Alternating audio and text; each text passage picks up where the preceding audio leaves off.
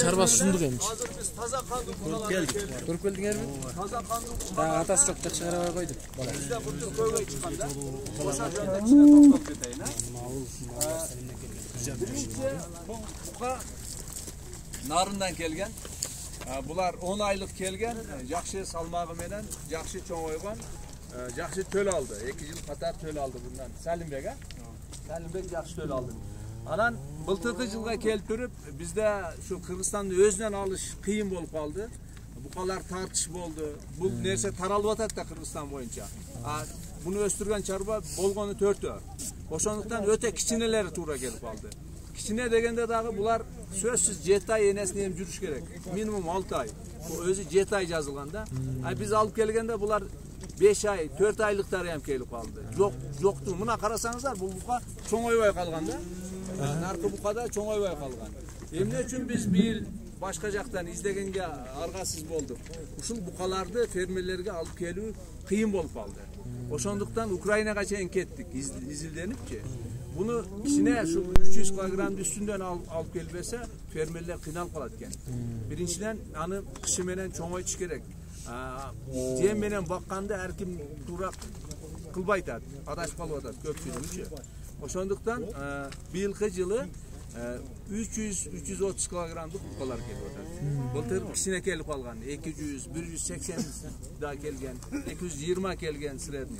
Aların çoğuşunda bir top kıyınçılık olup kaldı, değil mi? Жақсы karagandardıkı жақсы oldu.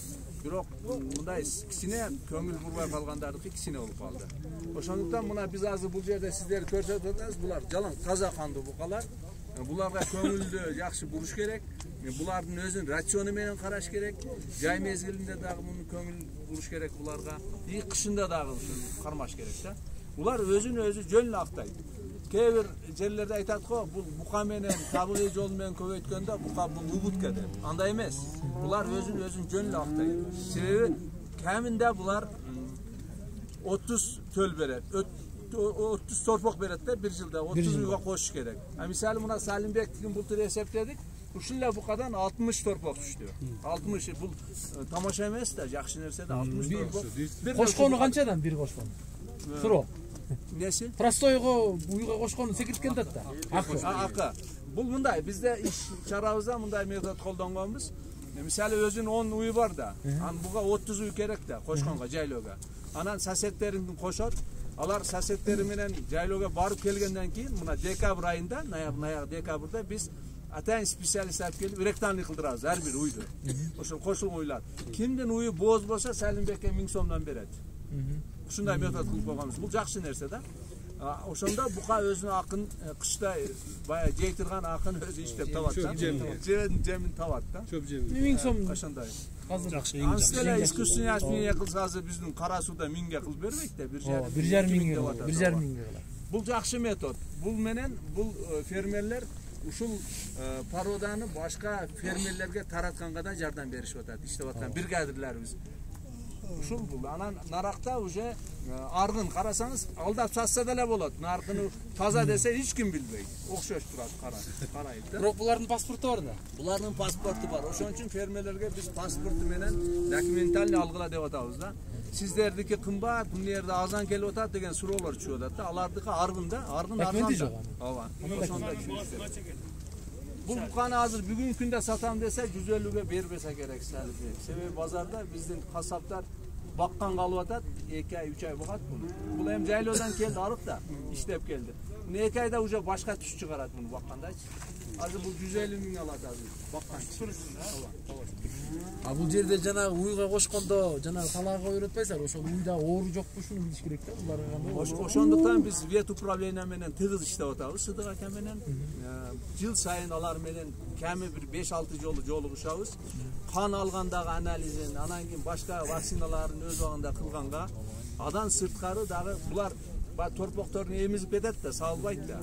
3 айдан өткөндөн кийин торпоктор, семиз торпокторда карасан болот жайлоолордо. Саалганда болбойт. Алар карасанга сайбайт эле жайлоодо. Биз ошол жайлоодо карасанга сайын да киргиздик. Жакшы иштеп атабыз. Айрыкча ушул чоң алайдын бет управлениясы менен аябай жакшы иштеп атабыз. Ну бирок баары анча мынча оору, анча мынча өлүм болуп атат. Бул мал экен да. Анан дайым эле вакцина удачный болбойт экен, аны караштырып атабыз азыр. Анан убагында болбой калат экен. Фермерлер ушул жерде айтып бериш керек. Арзана берет го, бизди карабайт, бизди өзү да аракет кылыш керек да. Көбүнчө фермерлерде аракет аз болуп калып атат. Ооба. Да мунда айтыш керек. Туура. Эки жагынан. 3 жашар. Жазда 3-кө чыгат. Бул 1,5 экен. Суукка келеши чыдамдуу болот. Булар 40 градуска чейин суукка чыдамдуу болот, 30 градуска чейин ысыкка чыдамдуу болот. Анан буларды ошол мен барып көрүп келгем Мантаныштатта. Жөн эле Г формасында навесте эле кармайт, сарайында кереги жок. Бул именно сиздердин шартка аябай жакшы. Карасаңыз буттары өтө кыска, толуу шартка жакшы. Негизги коркунч жери бул сквознякка койбош керек.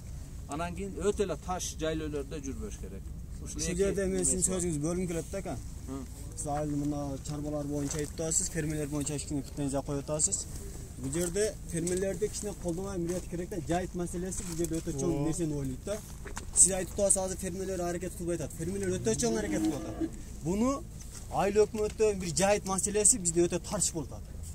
Буну жайылтышы өтө оңой. Бизде эмнеге кыйын? Бир эле маселе бар да. Азыр жергиликтүү жерде бардыгы да жок бул нерсе. Biz sanalı gana adamlar da var. Baş götürgen adamlar da gana var. Bunu hakikat aytaylı. Anam bunu cahit meselesi de bir misalga men uy jaylı çıkam. Aydasam o çok koşundan bir nesnin bana özünün simeçleri var da özüdün kırgız bukalar. Hoş boz. Aşında kim günölü var? Sizin aytkan sözünüzü sıra da. Sen günölü. Ne sebepten? Hareketin yok. Hareketli kılıp o şekilde ellerine tuş yok baysındı. Bir angus toşu. Onun için cahit meselesini çeşit veriş gerek. O için ergi kengir cahit. Baldar. Bugün aytıpatan bardıq problemanı ova. Jayıt meselesi bul problema. Bul problemanı biz çeşenге hareket kılıp atabız. Esinizde bolsa sizge men birinci şu meseleni koydum. Jayıt meselesi öte çoğun koyga şunu çeçebiz. Bir gruppa kılaylı, raboçu gruppa. Alıskı jayıtlardı faydalanaylı. Bul salbayt. Sizler jakın jayıttalaşasızlar. Alıskı jayıttan faydalanıp alıskı jayıtlarga tolk angustar çıgat dep bular jardam berет bizge. Bul mesele boyunca iş ketip atat. Sen aytkandan эле asmandan çıkıp kalbayt. Sözünüz daha bölüm kelek.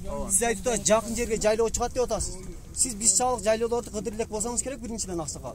Biroq jayloolordun bardıq жерде az mal көйгөн элде. Кудайга шүр чоңа эл бардыгынын бай. Бар, халкы бай.